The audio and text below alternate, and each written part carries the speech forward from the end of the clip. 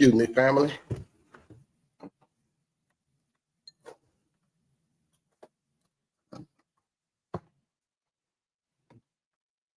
I'd like to start by giving all praises, all honor, all glory to Yahweh and his son, Yahweh Shai, for the reading and the understanding of his word today.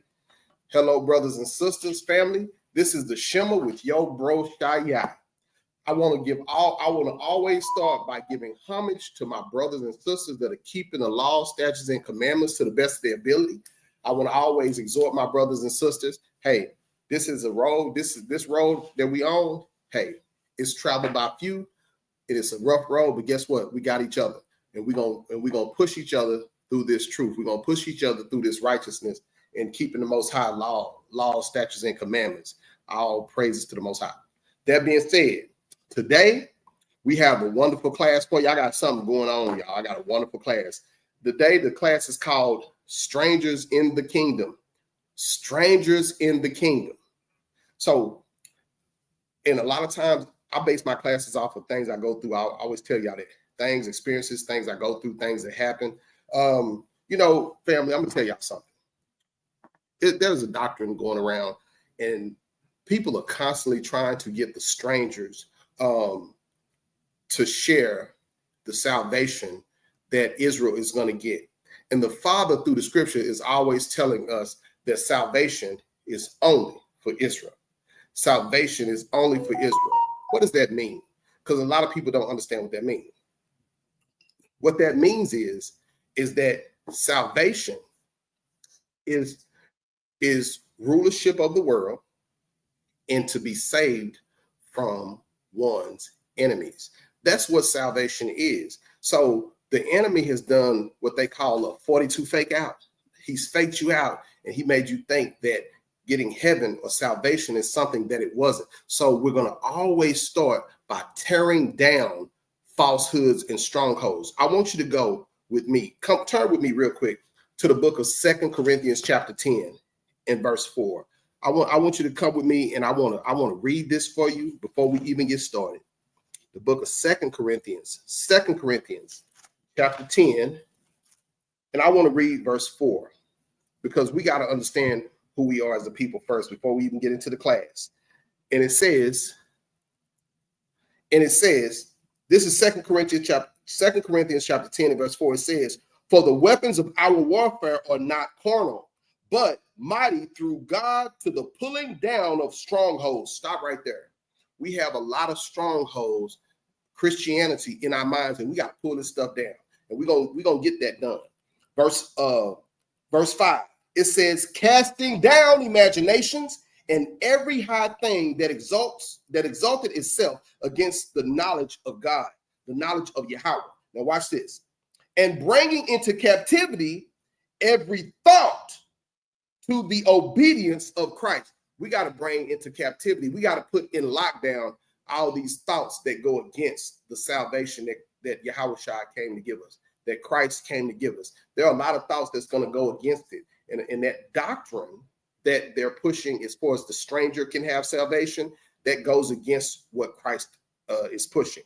Now watch this. Verse 5, it says, "Casting down imagination and every thought that exalted itself against the knowledge of God, bringing into captivity every thought to the obedience of Christ, and having in a verse 6, and having in a readiness to revenge all disobedience when your obedience is fulfilled." We got to be ready to avenge all disobedience, because teaching a doctrine that strangers can get salvation, we got to have in us a readiness to avenge all disobedience to Christ. So today we're going to get into it. Let's start at Exodus chapter 12, because we're going to start on how we keep the Passover, right? They say that strangers can enter in and keep the Passover with us. This is true. And they have to be circumcised. Once they get circumcised, they can keep the Passover. Now, for some people, they'll teach a pseudo degree of equality, like a pseudo or a subliminal degree of equality with Israel. because they're able to keep the Passover with us. But we finna read these scriptures today. We're going to get the truth today, y'all. Go to Exodus chapter 12 real quick. The book of Exodus, and it's going to be chapter 12 and verse 36 is where we're going to start reading. This is the book of Exodus chapter 12 and verse 36. Now watch this. It says, and the Lord gave the people favor in the sight of the Egyptians. So the Most High gave us favor before we left and passed through that through the Red Sea. Before that sea opened up for us, he gave us favor in their sight. Now, let's find out what type of favor he gave us. It says, so that they lent unto them such things as they required. Anything they wanted, that they seen, that they liked, they got it, they lent it, they gave it to the Egyptians. Because remember, this is after the 7 plagues. This is after all the stuff happened. They got the frogs and the flies and the bugs, and the firstborn of everybody of every child in the house was killed. And the Most High showed himself to the Egyptians, and they were in terror. So they was like, you know what, you can have it. I ain't tripping. Once you get whooped like that, you kind of get, they were pretty much beat into submission at this point. But watch this. It says, I started over. It says, and the Lord gave the people favor in the sight of the Egyptians, so that they lent unto them such things as they required. And watch this. And they spoiled the Egyptians. Stop. What does it mean to say that they spoiled the Egyptians? They spoiled. What is spoiled? They took things. They took their gold, their silver, their precious things. They spoiled. In Colossians chapter 2 and verse 8, doesn't it say, beware lest any man spoil you? What does that word spoil mean in that precept? Beware lest anything destroy you, right? What is spoiled milk? Destroyed milk. That means that they took everything that they thought they wanted at that time from the Egyptians. I didn't say it. This is what the Bible says. Watch this. We're gonna stay in Exodus 12. I want you to jump down to verse 43. Watch this. Watch this. Because there's a pseudo doctrine about equality, right? Watch this. Verse 43. It says, and the Lord said unto Moses and Aaron, this is the ordinance of the Passover. There shall no stranger eat thereof. So he said no stranger should eat thereof. Now watch this. We're going to keep reading. I'm not trying to create no narrative. We're going to get the truth that's in the Bible. He's saying no stranger can eat thereof except. Now look at his specifications, because Most High had specifications. Now watch this. Excuse me. Verse 44. But every man's servant that is bought for money, when thou hast circumcised him, then shall he eat thereof. A foreigner and hired servant shall not eat thereof. Anyone who is not circumcised shall not eat. Now watch this. In one house shall it be eaten. Thou shalt not carry forth aught of the flesh abroad out of the house. Neither shall ye break the bones thereof. Now watch this. What does it mean? Don't carry the cook, whatever you fix for that festival it's a sacred dish. Just eat it there. You know what I'm saying? 1, 2, 3 households can share a lamb or a goat for the Passover, right? We usually eat lamb, but you can eat goat because it says that in the scriptures. But now watch this. Watch what it says. 40. Let's keep reading. And it says, verse 47, it says, all the congregation of Israel shall keep it, meaning this is what we should keep.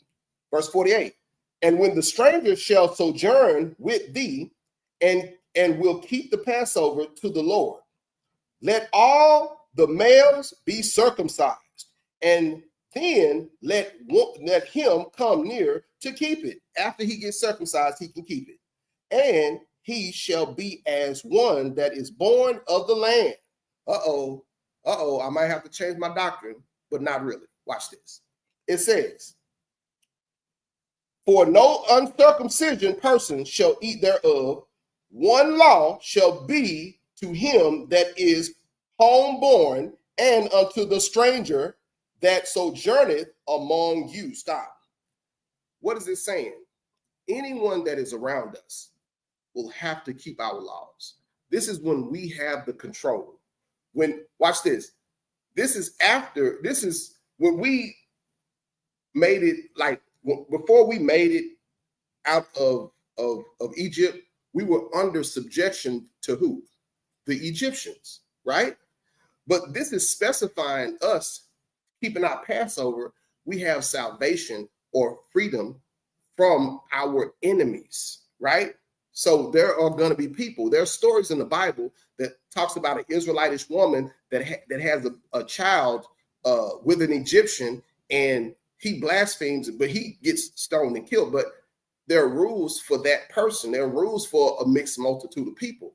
So we got to understand there are rules for people that are with us. Now, does that mean that they are equal to us? Does that mean that the people have equality? And does the Father specify what those rules are? We're going to get to, watch this, y'all. We're going to get to the truth today. We're going to get to the truth today.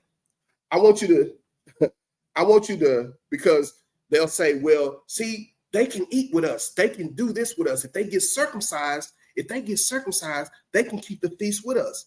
Let's get this understanding and let's get it correct. I want you to go to Deuteronomy chapter 23 and verse 1.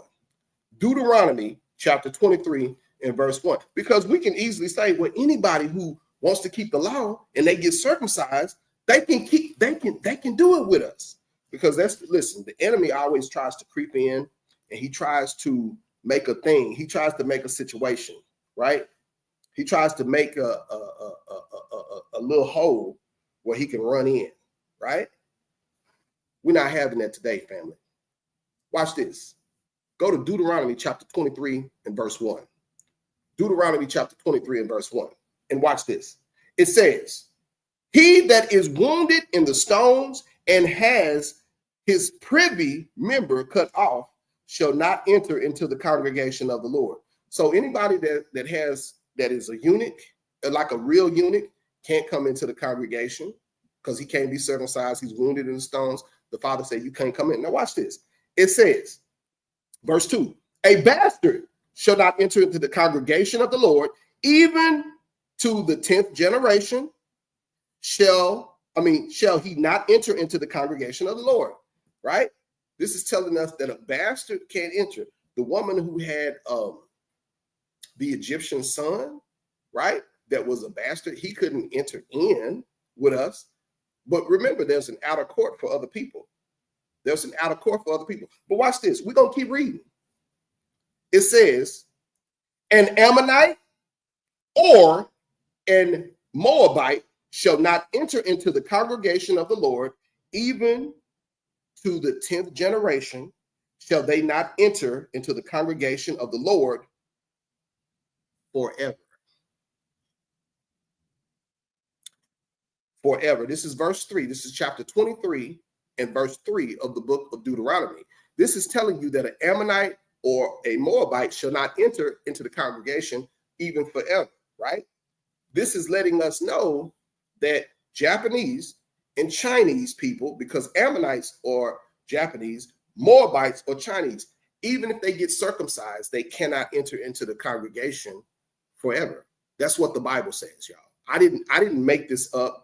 This is what it says, because I'm gonna tell y'all something. The pseudo fight or the subliminal fight for the stranger is only for Esau. It's not really for anybody else. It's only for Esau. Nobody cares about the Arab, the Japanese, Chinese, right? Of all the arguments that I've ever heard, I've never heard an argument for Yaphetic people. Who am I talking about, family? I've never heard an argument for a Hawaiian, for what are those Tongans, those people from Hawaii, those big people from Hawaii. Those people are not the people of God. Those are Yaphetic people. But nobody has ever gotten upset because they were not the children of Israel, couldn't measure up to the children of Israel, right? The argument is only for Esau. That's it. That's why we're gonna get these scriptures correct. I want to stay in chapter 23, and I want you to read verse 7. Chapter 23 of the book of Deuteronomy, and I want you to read verse 7, because we're gonna get some truth today. Verse 7. Thou shalt not abhor an Edomite, for he is thy brother. Thou shalt not abhor an Egyptian, because thou was a stranger in his land. So what does it mean? He said, don't abhor. The word abhor means to hate. He said, don't abhor Edomite and don't abhor an Egyptian, because you were a stranger in the Egyptian's land. Now, if I read here and I stop, that's their whole argument. If I just read this and stop, that's their whole argument. But watch this. Let's keep reading. Verse 8. The children that are begotten of them shall enter into the congregation of the Lord in their third generation. And the host, watch this, when the host goeth forth against thine enemies, then stop thee from every wicked thing. Stop right there.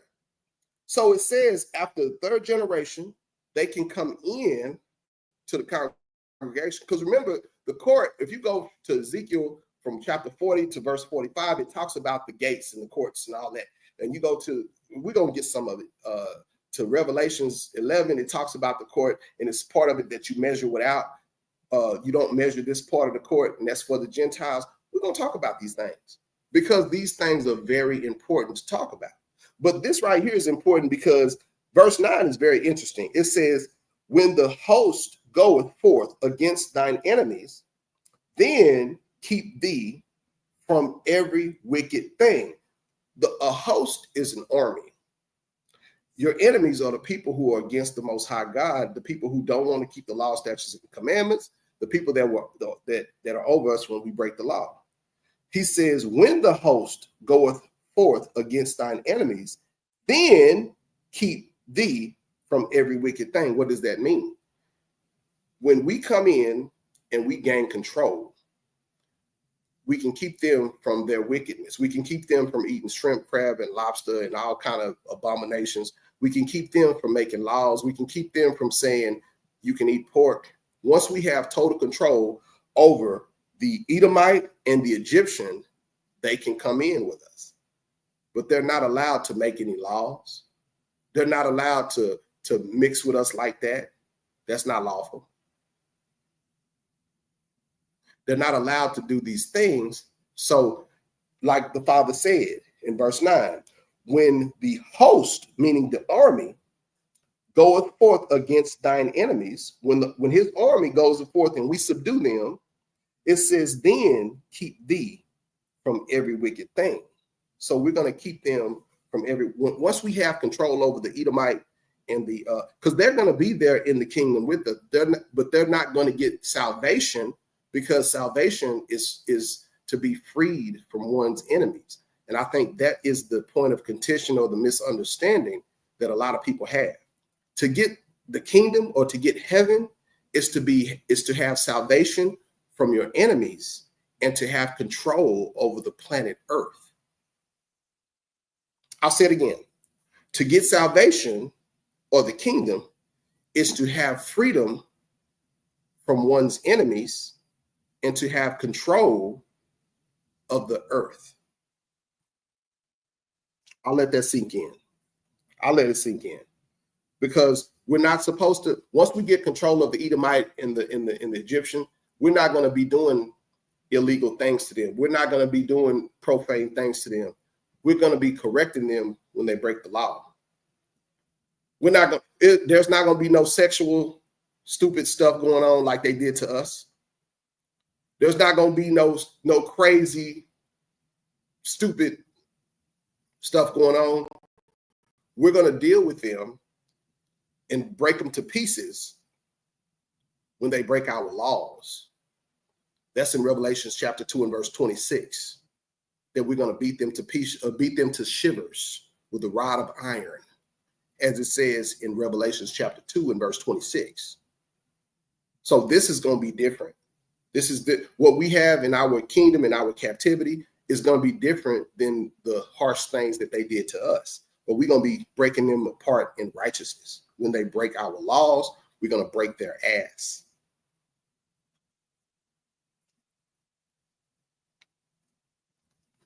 I said what I said. Now watch this. Now let's get proof of that. Let's go to the book of Joel, chapter 3 and verse 10. Because there, and I said it like I said it because there is going to be harsh judgment for those that don't want to keep the laws of the Most High. Whoever don't want to keep the laws of the Most High is going to receive a harsh punishment. Even those of our people, if they don't want to do it, they're going to be put with the enemy, right? This is a future prophecy that Joel put. This is chapter 3 and verse 10. Now watch this.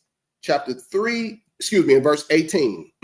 It's chapter 3 and verse 18 of the book of Joel.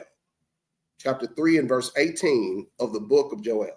And it reads, and it shall come to pass in that day that the mountains shall drop down new wine, meaning we're going to have a new understanding. We're going to have a doctrine that's going to be for everybody. A doctrine. We're going to have a pure language. We're going to know exactly when the feast days are. We're going to know exactly how to read the moon. It's not going to be no discrepancies on that. It says new wine shall come. It says the mountains shall drop down new wine, and the hills shall flow with milk, and all the rivers of Judah shall flow with waters, and the fountains shall come forth out of the house of the Lord, and shall water the valley of Chittim. Now watch this, verse 19. Egypt shall be desolate, and Edom shall be a desolate wilderness. Edom shall be a desolate wilderness for the violence against the children of Israel, because they have shed innocent blood in their land. So it says Egypt shall be desolate. Their control, power, everything that they have is going to be taken away. And it's going to be replaced with our laws, our statutes, our command. And then it says that Edom shall be a desolate wilderness. Meaning, when it says Edom shall be a desolate wilderness, it's telling you that Edom shall have no more control of the earth. They're not going to have no control no more. Now watch this. Let's keep reading. It says, verse 20, it says, but Judah shall dwell forever, and Jerusalem from generation to generation. What does that mean? Judah, and it says Judah and Jerusalem are going to have control over everything. We're going to have the control and make laws and make laws, bylaws to govern those people, right? Now watch this. Verse 21 is very interesting. It says, for I will cleanse their blood that I have not cleansed, for the Lord dwelleth in Zion. What is it saying? He said, I'm going to cleanse their blood that I have not cleansed. Through the years, our women have gotten raped. Through the years, we have wanted to deal with other nations. We love Esau. We love mixing with Esau. We even mixed with the Canaanites, those who the Egyptians are. But he says in this prophecy, in verse 21, he said, for I will cleanse their blood that I have not cleansed. Because throughout the ages, we haven't had no strict policies. When we're next to those nations, some of us do go out and breed with them. And now, since we have this thing with America, a lot of us do breed. We want to blend with them. We want a puppy dog. We want something that doesn't look like our own mothers. And what's wrong with our mothers? Because our women are the most beautiful women in the world. And so here it's telling us that he's going to cleanse our blood, meaning we're going to be pure. We're going to be, the priesthood is going to go back to its pure state. And Judah and all the other tribes are going to get pure. We're going to be with us. We're going to be with one of the 12 tribes. We're not going to be mixing blood. Because when you breed with other nations, you mix blood with them as well. We're not going to be doing that. That's what this is talking about. We're not going to be, he going to cleanse our blood. We're going to be us. We're going to be a top people. And once we get to be a top people, everybody going to know it, because we're going to be like, yeah, we're not going to be doing that. We're not messing with Becky no more. We're not messing with Umfufu. We ain't messing with that. Yeah.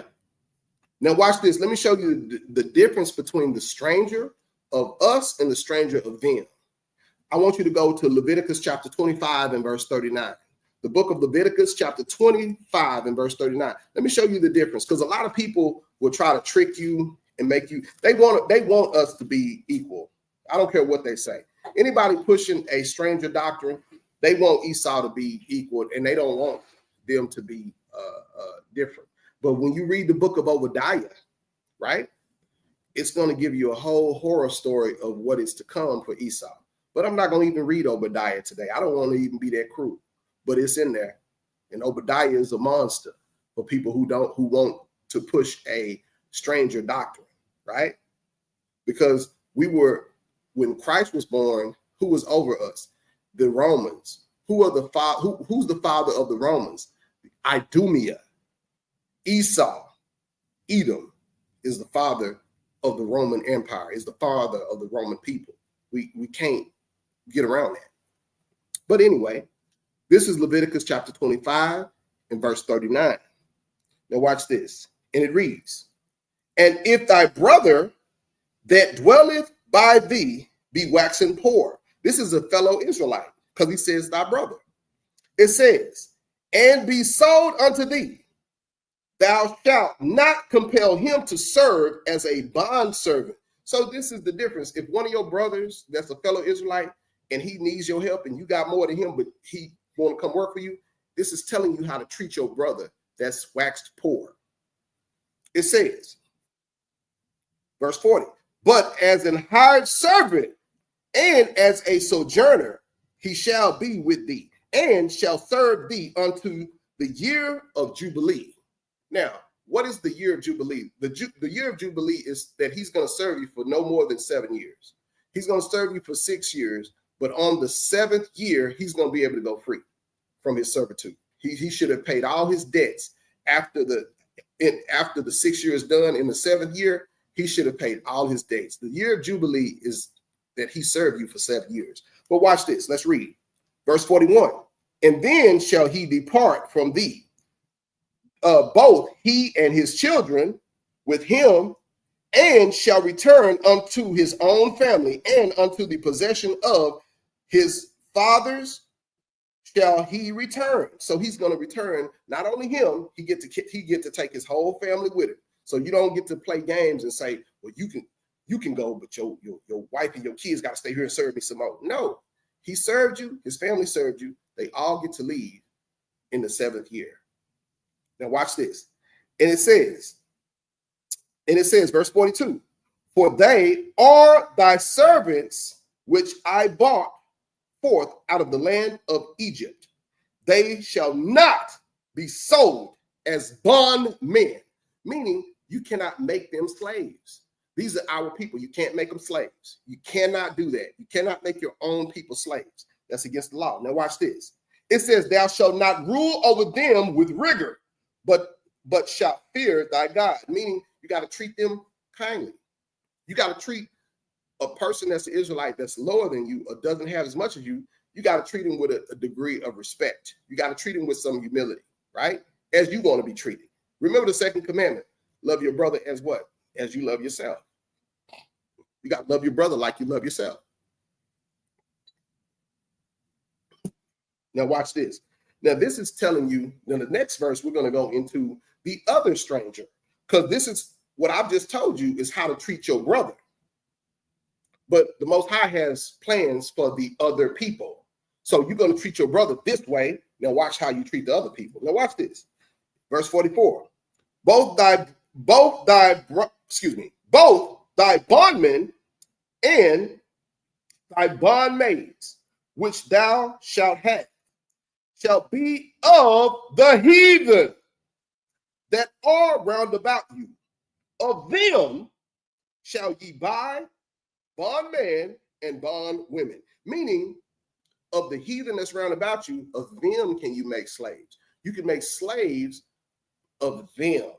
So that's already a difference. So that stranger doctrine is crumbling. Now watch this. It says, verse 45, moreover, of the children of the stranger that do sojourn among you, of them shall ye buy, and of their family that are with you, which they begot of your land. They shall, and they shall be your possession. Meaning, the people of the heathen are going to be your possession. The people of your people that are Israelites are going to be workers for you. If somebody is down on their luck and they wax poor, if they're your people, they work for you. So the people that's working for you are higher than your servants. This is my possession. This is my servant that works for me. See the difference? There's a difference there, right? My Israelite servant that may work for me, my possession, that's my slave. Those are two different things. Let's keep going. Verse 46. And ye shall take them as an inheritance for your children after you. Stop. When it says you can take them as an inheritance, that means you could pass these slaves down to your children as gifts. You can pass these slaves, I'm going to say it again. You can pass these slaves down to your children as gifts. Oh, that sounded harsh?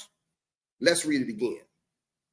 And ye shall take them as an inheritance for your children after you, to inherit them for a possession. I know a lot of people don't like that. I know some people don't like that, but it's telling us that we can have the heathen for a possession, and we can sell them to our children, and they can get passed down for what? For a possession. And it says, they shall be your bondmen forever. But over your brethren, the children of Israel, ye shall not rule one over another with rigor.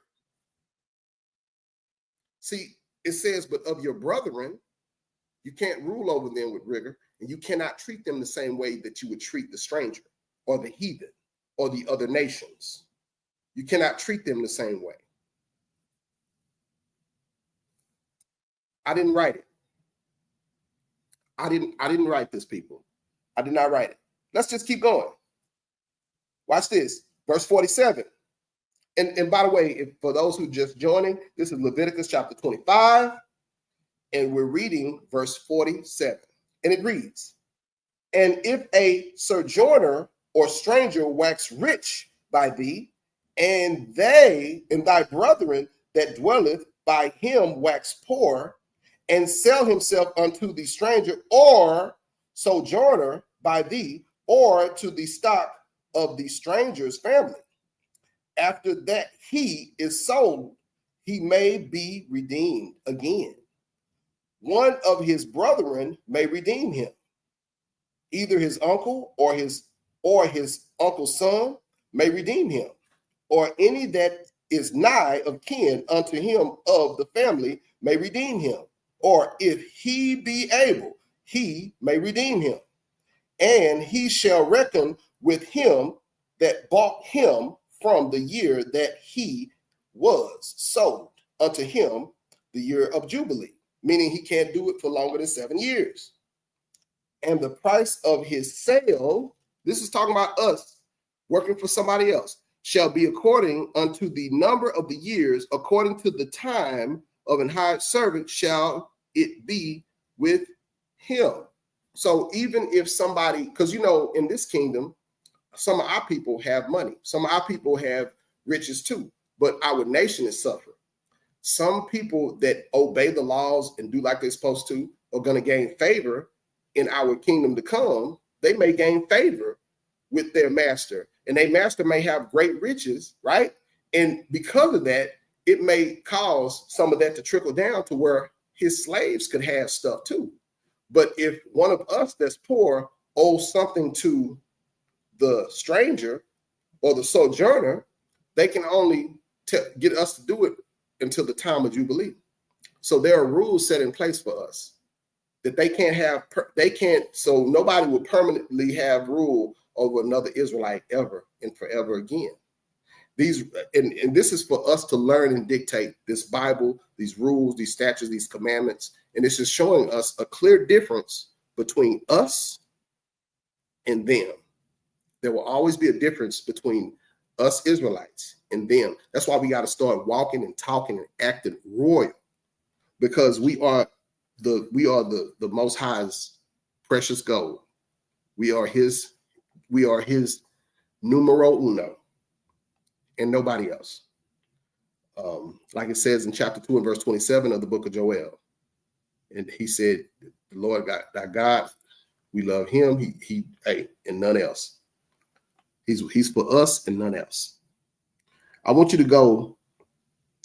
I'm going to show you a law that the other nations can't keep. They can't keep every law. They can't keep certain laws that are for us. Now watch this. This is chapter 14 and verse 21 of the book of Deuteronomy. The book of Deuteronomy, chapter 14 and verse 21. 14 and verse 21, the book of Deuteronomy. And it reads, ye shall not eat of anything that dieth of itself. Thou shalt give it unto the stranger that is in thy gates. So we don't eat anything. If we find a dead deer or a dead a goat or a dead lamb, if it's already dead, we didn't kill it, we cannot eat it. If he died of hit by a car or hit by something or a tree fell on it and we wasn't there, we cannot eat anything like that. But this says, watch this, it says, ye shall not eat of anything that dieth of itself. Thou shalt give it unto the stranger that is in thy gates. Now, what stranger is it talking about? It's talking about the heathen. Let's prove it. That he may eat it, or thou mayest sell it unto an alien. Who is an alien? Somebody who ain't none of to do with our nation. Nothing to do with our nation. That's who an alien is. And it says, for thou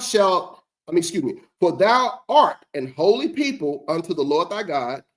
Thou shalt not seethe a kid in his mother's milk, meaning boil.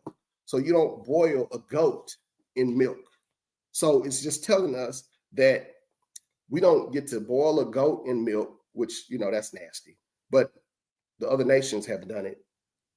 We don't get to eat something that dies of itself. But it says for us not to waste the meat, we can sell it to a stranger or to an alien. So the other nations cannot keep this law. This is a law. Other nations can't keep it because they're not us. So that's another example of the Most High showing a clear difference in respect to us over everybody else. Let's keep going. Go to Deuteronomy chapter 15 and verse 12. We're going to stay in Deuteronomy we're going to make a Deuteronomy salad. Deuteronomy chapter 15 and verse 12.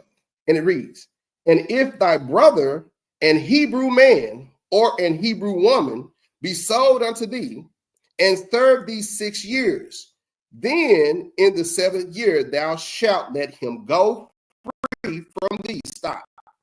This is giving you the law of Jubilee. This is giving you when I said the law of Jubilee, that is giving you the conditions of the law of Jubilee. He's with you 6 years, right? He or she is with you 6 years. On the 7th year, you have to let him go.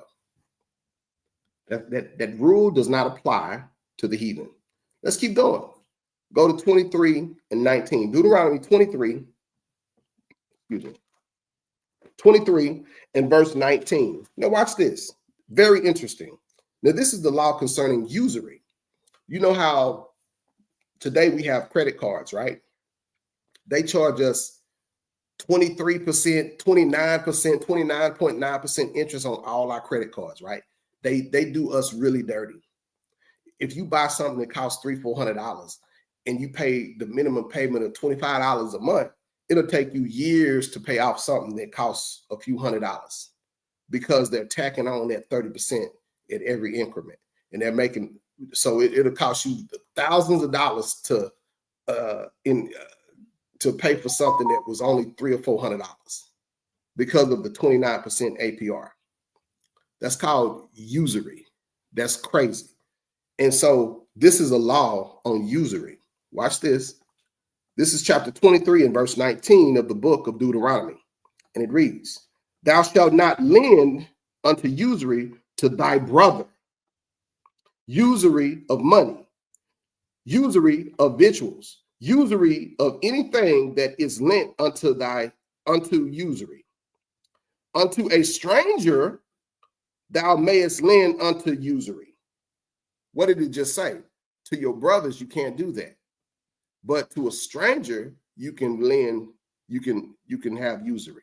I can put a 30% APR. That's why they do us so dirty today. That's why they do it to us. And it says, "But unto thy brother thou shalt not lend unto usury, that the Lord thy God may bless thee in all that thou settest thine hand to in the land whether thou goest to possess it." So we can do usury legally to who? The heathen, to the stranger. We can tack on whatever interest that we want to. It said, but to your brother, you can't do that. That is another difference that I'm showing, the difference between us and the stranger. You can't treat a fellow Israelite brother the way that you treat the stranger. There's a clear difference. That's why we have to learn to start loving on each other. That's why we have to learn to start forgiving each other for the things that we do towards each other. Because we have to know that we need to prefer us over all the other nations. And the trick of Esau, he's trying to get you to marry and get you to get down with the snow and get down with all the stuff, so that when situations come up, now you dumbfounded. Now you confused. I don't want to be fair. I don't want to do that to Rick. I don't want to do that to Brick. I just no. Your people comes first. Just like with Moses. Take Moses' example. Moses never saw poverty when he was growing up in his youth. He was the grandson to Pharaoh.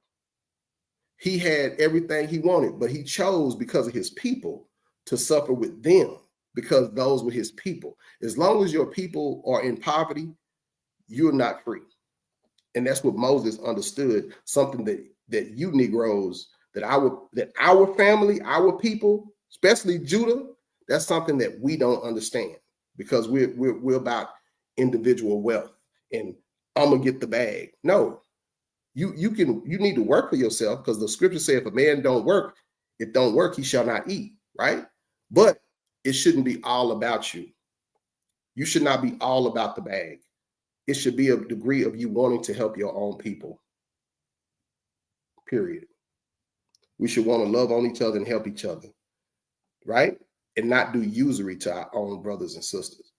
But usury to them is okay. But we got this thing about equality with all races. No, the Father's telling you right here in the scriptures, there's no equality amongst all races. You are not being done equal right now in this kingdom. But you want equality for all races. Y'all better wake up. I want you to go to Leviticus chapter 25. I want you to go back to Leviticus chapter 25, where we were a while ago, and start at verse 35. We're going to finish that out.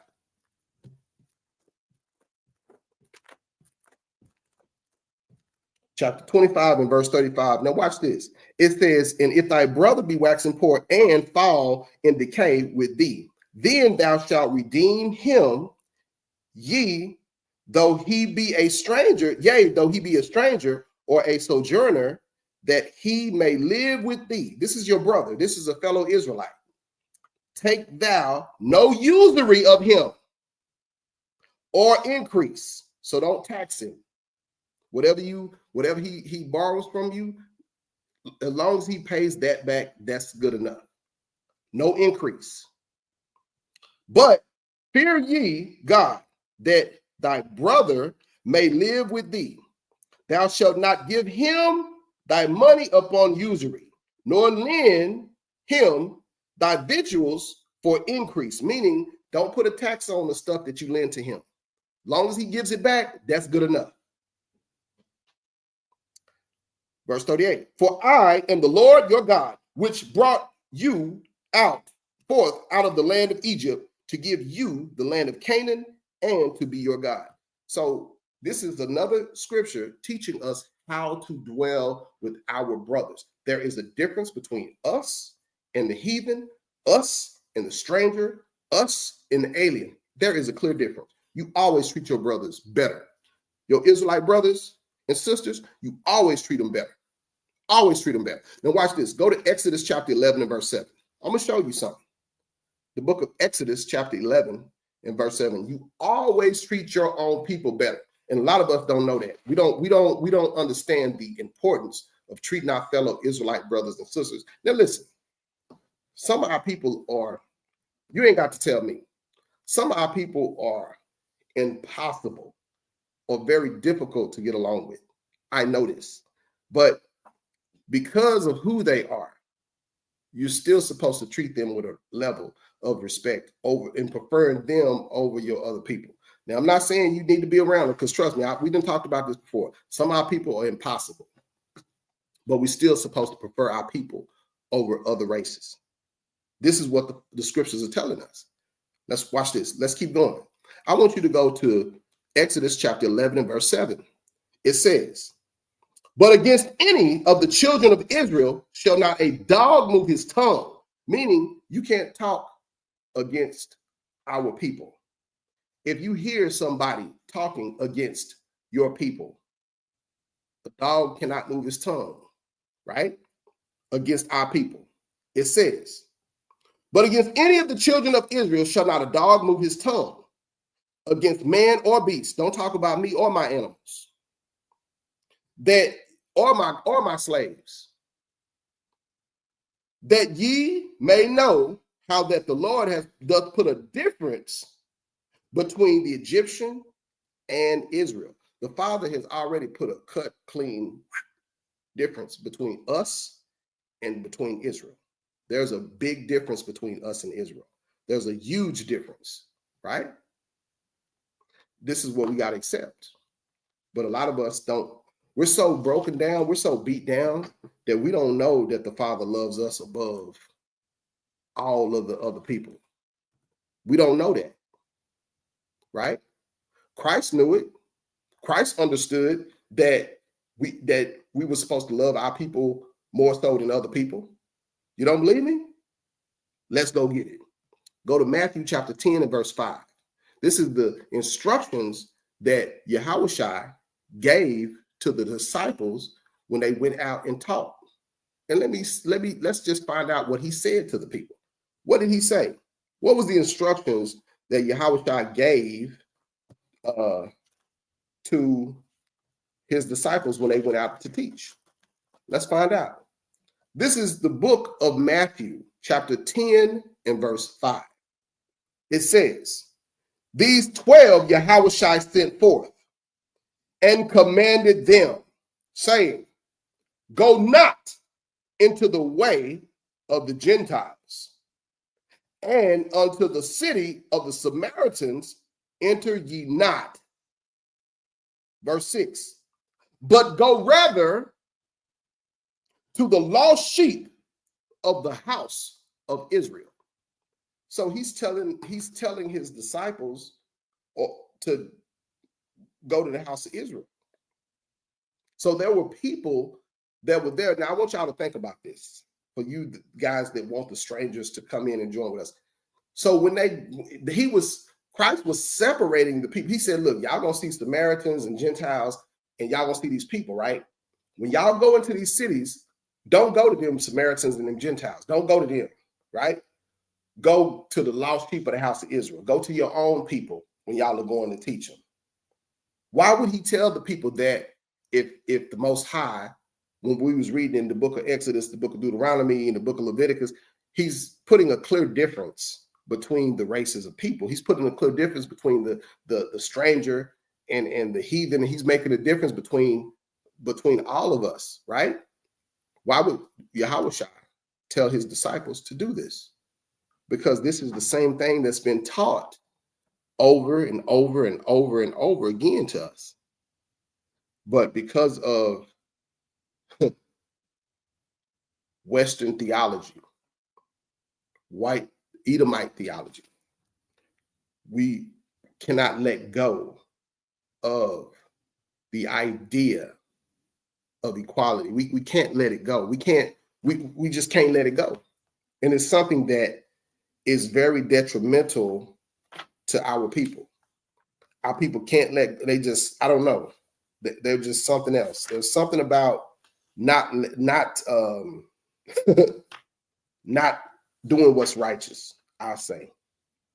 But let's keep going. Let's just keep going, right? I want you to go to I want to read something with you.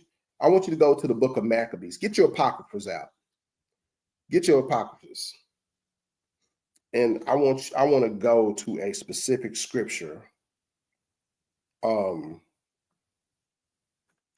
First Maccabees, and I believe, if I'm not mistaken, it might be first or second.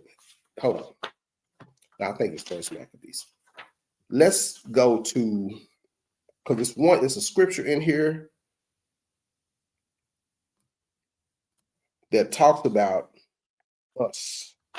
Because we just love our oppressors and we want to do everything that they want us to do. And we're so easy to do it, right? So, okay, I want you to go to chapter 1 and verse 41. Chapter 1 and verse 41 of the book of First Maccabees. Chapter 1 and verse 41 of the book of First Maccabees. It says, moreover, King Antiochus wrote to his whole kingdom that all, I want y'all to hear this, that all should be one people. This is the same system. Now, remember, Antiochus was a wicked king. He was a wicked Edomite king. He was a wicked, bad person, right? It says that all should be one people. So that's the first trick or the first deed that he put against the Israelites. Because if he make us one people, he takes us away from our God, from our Elohim. Watch this. Verse 42. It says, and everyone should leave his laws. So all the heathen agreed according to the commandment of the king. Yea, many, excuse me.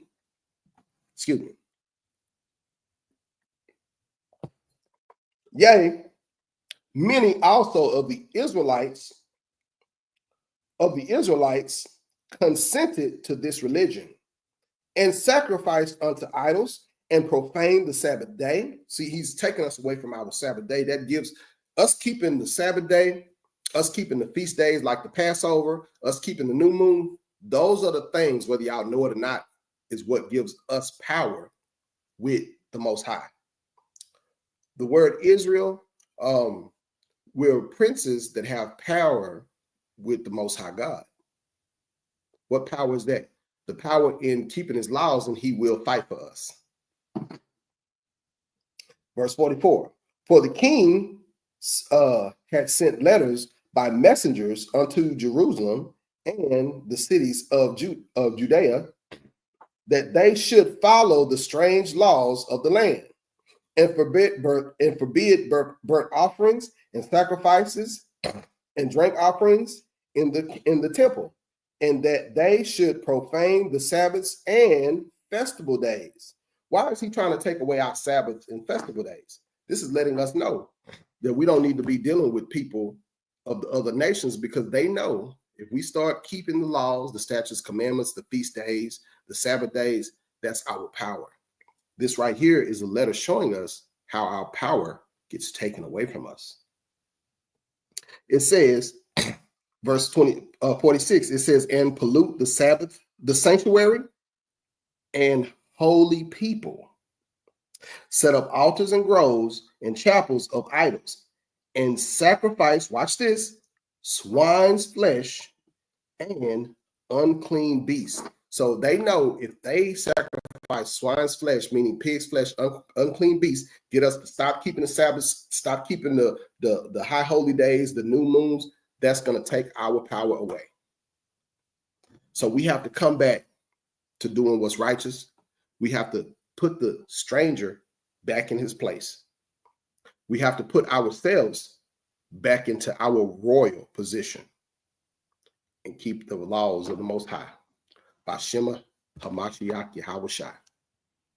I hope you guys got some good precepts. I hope you guys understood some things. I hope everything was clear. But it was just on my heart to do this lesson. It was on my mind to try to get this done, to do this. We have to rightly divide the word, and we do have people who handle the word with deceit. Deceitful workers of evil handling the word. But as long as we have mighty prophets out there laboring for this truth, we're going to get this truth out, and we're going to spread it to the four corners of the world. And then the Most High shall send his son back to redeem us. And with that, I say shalom. Shalom, family. Love y'all. Shout out to Hurtlet. Shout out to Clifton Jones. And shout out to all my brothers and sisters. I love you guys. Thank y'all for watching. Peace.